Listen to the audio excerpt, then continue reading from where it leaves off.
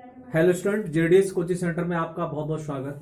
आज का जो हमारा क्लासेस टॉपिक लेकर के आया हूं वो एक महत्वपूर्ण टॉपिक है जो बोर्ड एग्जाम 2023 में 16 फरवरी से जो स्टार्ट होने वाले हैं उसको लेकर के कुछ टिप्स देना चाहता हूं कि बच्चों की जैसे जैसे परीक्षाएं बढ़ रही हैं उस हिसाब से उनकी धड़कनें और उनकी बेचैनी परेशानी बढ़ रही है।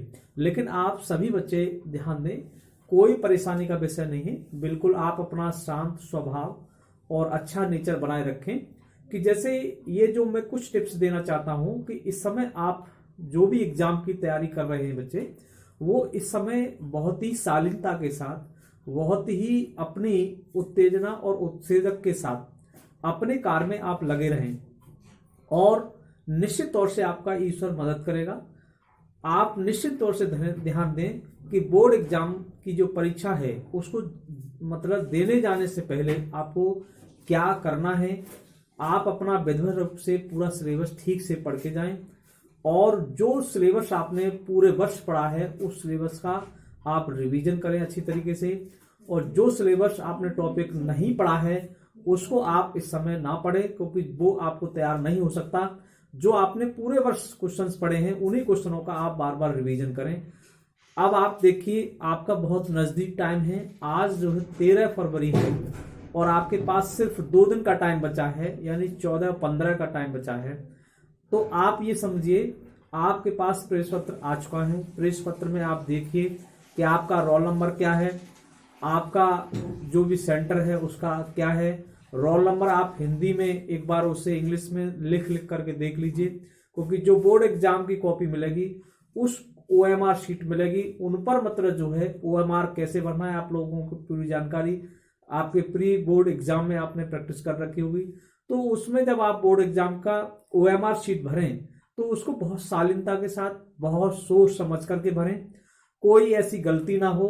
उन गलतियों को बहुत सावधानी, बोर्ड परीक्षा में फर्स्ट इंप्रेशन होता है कि अगर आपने कोई गलती कर दी कॉपी पर तो आपका इंप्रेशन खराब हो जाएगा।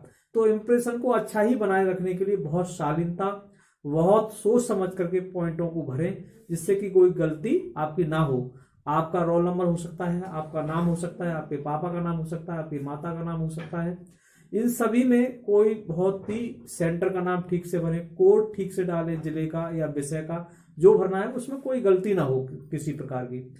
अब उसकी बात करते हैं हम कि आपको मान लीजिए प्रेस पत्र लेकर के आप पहला दिन होगा आपका, तो आपको रोल नंबर, कॉलेज के जो गेट होता है उस गेट पर एक चस्पा, एक कॉपी होगी आपके रोल नंबर की, उस पर आपका रूम नंबर लिखा होगा। अपने बोर्ड जो आपका रोल नंबर है वो रोल नंबर में अपना देखिए कितना रूम नंबर में है, आप वहां जाइए और अपनी सीट पर शालीनता के साथ अपने बैठ जाइए। उसके बाद बोर्ड एग्जाम में जाने से पहले ये ध्यान रखें कि कमरे के अंदर कम से कम 10 या 15 मिनट पहले पहुंचे, जिससे कि आपके शरीर में कोई मतलब हलचल ना हो, बहुत शालीनता के साथ रहें। आप जब सबसे पहले आपको कॉपी मिले तो कॉपी पर जो भी उसके अंदर जो पूर्ति, जो फुल उसके अंदर भरने के लिए कहा जाए उनको ठीक से पढ़िए और उनकी एंट्री उसमें ठीक से भरिए। अब बात आती है कि हम पेपर को सॉल्व कैसे करेंगे। ये सारी बातें भरने के बाद शालीनता से जो क्वेश्चन पेपर पढ़ें और उस क्वेश्चन पेपर में आप ये देखें कि सबसे अच्छा, मतलब इसमें परीक्षा में बैठने से समय का बहुत ध्यान दें।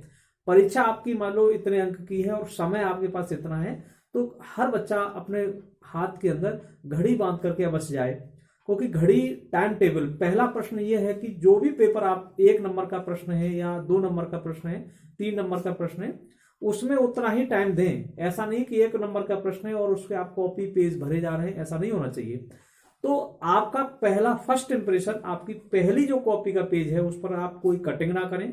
कटिंग अगर आपने कर दी तो आपका इंप्रेशन लास्ट तक खराब होता चला जाएगा। तो इस तरीके से पेपर में जो क्वेश्चन सबसे पहले आपको आ रहा है उस क्वेश्चन को सही आंसर देने का पूरा प्रयास करें। क्वेश्चन क्या कहना चाह रहा है, क्या पूछा गया है, वही आंसर दें। कोई उल्टा सीधा इधर उधर का कुछ ना लिखें जिससे आपका कोई पहला फर्स्ट इंप्रेशन खराब हो जाए। उसमें जो क्वेश्चन पेपर दिया है उस क्वेश्चन पेपर का नंबर अवश्य लिखें। एक प्रश्न का आंसर अगर हो जाता है तो आप जो है उसमें कुछ कॉपी पर लिखते समय कुछ जगह छोड़ें। ऐसा नहीं है कि एक प्रश्न का उत्तर लिखा और उसी में तुमने दूसरे प्रश्न का उत्तर लिखना शुरू किया। दूसरी बात, उसके अंदर काले और नीले बॉल पेन का ही मतलब जो है यूज करें। आप जेल पेन का यूज ना करें, बॉल पेन का यूज करें। आप काली से हेडिंग डालें या क्वेश्चन लिखें और आंसर उसका ब्लू से लिखें। दूसरी बात, इसमें किसी रेड कलर या अन्य कलर का कोई भी मतलब पेन का यूज ना करें। आप अगर आप कोई फिगर दे रहे हैं तो फिगर हाँ आप कलर बना सकते हैं, लेकिन कलर जो भी चित्र बनाए उसको चित्र कलर कर देंगे तो उसका इंप्रेशन एग्जामिनर पर बहुत अच्छा पड़ता है। ये मैंने कुछ पॉइंट दिए हैं। उस पॉइंटों के साथ साथ ये देखें कि हम ये देखना चाहते हैं कि क्वेश्चन आपको जो याद है वो अच्छा लिखें।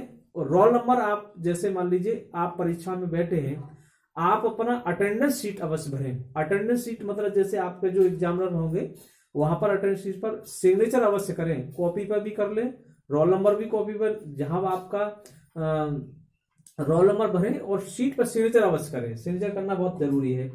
उसके बाद देखिएगा, उसके बाद ये जो है इन सब बातों को करने के दिन साथ साथ आपका पेपर पूरा प्रयास करिए। मान लीजिए आपने अच्छा किया है, सबसे पहले अच्छे करें। फिर उसके बाद जो आपका मान लीजिए आपने पेपर सॉल्व कर लिया, अब आपके पास टाइम बचता है और टाइम बचने के साथ साथ आप जो है उसमें जो कुछ भी आपका प्रश्न है, कोई प्रश्न है मान लो, और उस प्रश्न में आपको 50% भी या 25% या 30% आपको याद है तो आप लिख सकते हैं। लेकिन मेरा कहने का तात्पर्य है कि सारे प्रश्न आप हल करें, कोई प्रश्न समय के मुताबिक आपका छूटे नहीं। अगर आप कुछ भी 30% या 20% भी लिख देते हैं फिर भी उसमें आपको नंबर मिलने के पूरे चांसेस रहेंगे।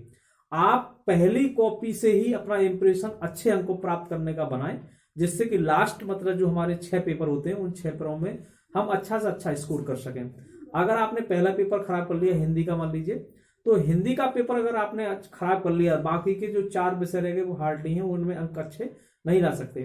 तो आप देखिए, मैं एक और तरीका बताऊं 90% लाने का। एक तरीका अच्छा ये है कि आपके जो हाई स्कूल वाले बच्चे हैं उनका मतलब 6 सब्जेक्ट होते हैं, उन 3 सब्जेक्टों में आप देखिए हिंदी, एसएसटी और ड्राइंग, ये एक ऐसे विषय हैं कि ये अधिक से अधिक अंक हम इसमें ले सकते हैं।